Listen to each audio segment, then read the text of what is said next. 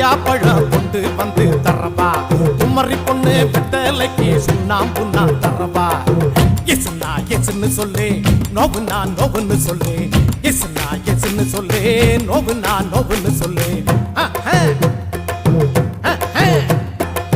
கொத்துகிற குருவிக்கெல்லாம் கொய்யா பழம் நானா